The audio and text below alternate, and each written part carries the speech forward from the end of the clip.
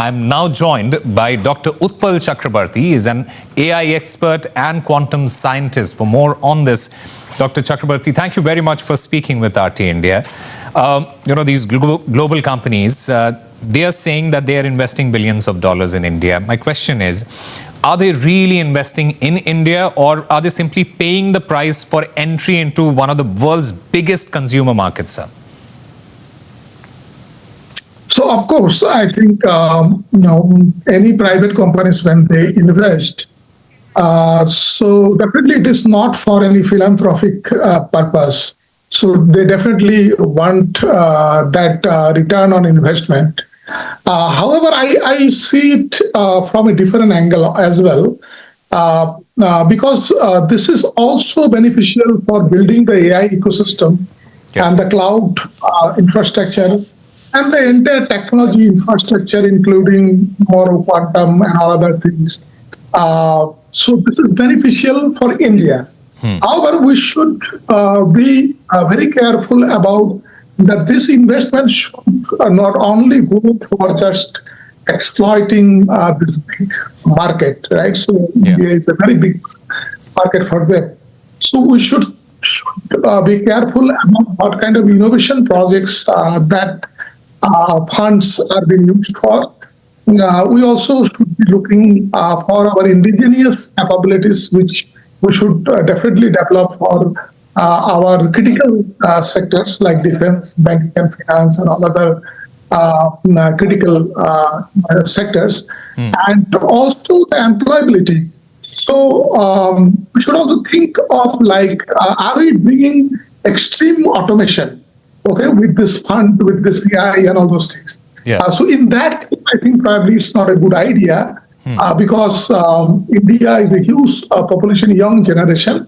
So we need to strike a balance of how much we automate and how much jobs actually we keep intact for our resources. Dr. Chakraborty, in today's digital economy, data is often described as the new oil.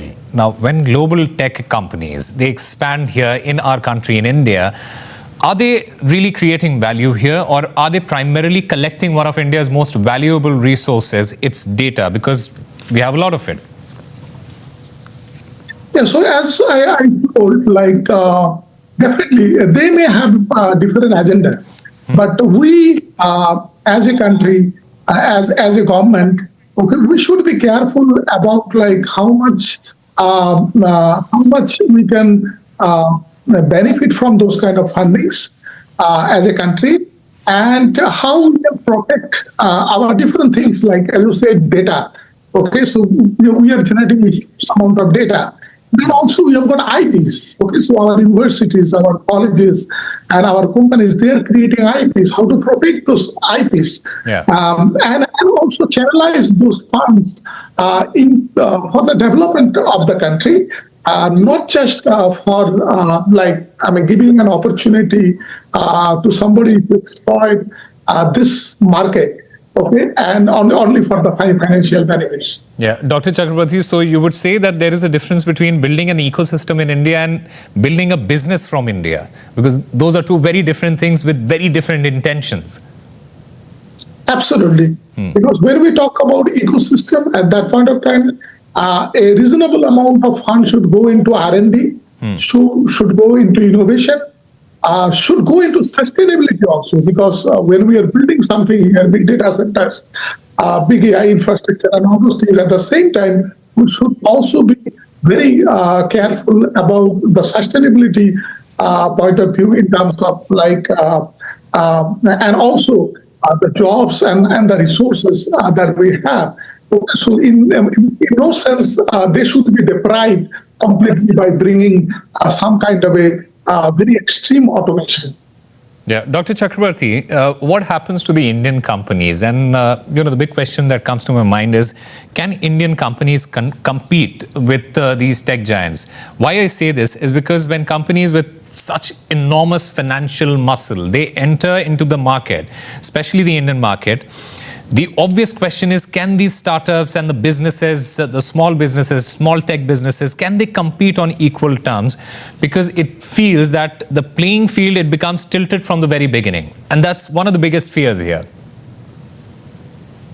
Yeah, I think when we talk about ecosystem, then this startup ecosystem, our existing startup ecosystem is going to complement for building that entire ecosystem wherein the big giants are investing.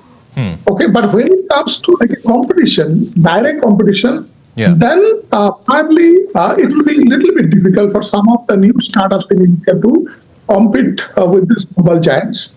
So, but I take it very positively. Like probably when we talk about ecosystem, then our startups will be a complementary factor to these big giants rather than directly coming into competition, whether in a technology front or in any other front.